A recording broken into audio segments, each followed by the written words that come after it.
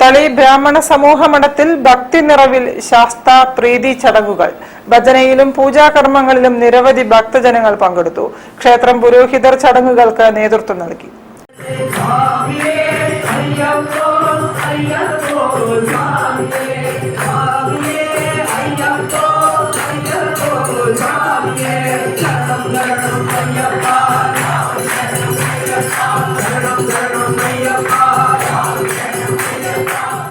കോഴിക്കോട് തളി ബ്രാഹ്മണ സമൂഹ മഠത്തിലെ ശാസ്താപ്രീതി മഹോത്സവത്തിന്റെ ഭാഗമായി ശാസ്താപ്രീതി ദിവസമായ ജനുവരി 10 നടന്ന ശാസ്താ ഭജന, ശാസ്താ സദ്യ എന്നിവ ഭക്തി നിർഭരമായി.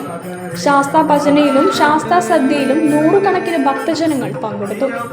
രാവിലെ ഗണപതി ഹോമത്തോടെ ആരംഭിച്ച പൂജാതി കർമ്മങ്ങളിൽ മഹന്യാസ പുരസ്സരം, രുദ്രാഭിഷേകം, വേദപാരായണ സമാപ്തി, തൈത്തരീയ ഉപനിഷത്ത് പാരായണം, ക്രമാർച്ചന എന്നിവ നടന്നു.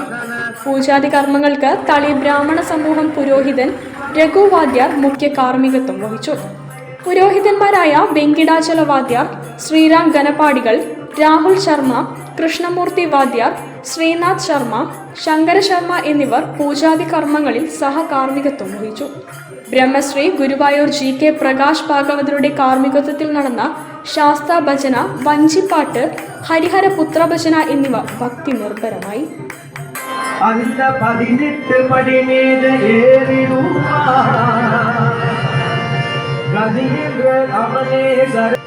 News bureau, Kozhikode.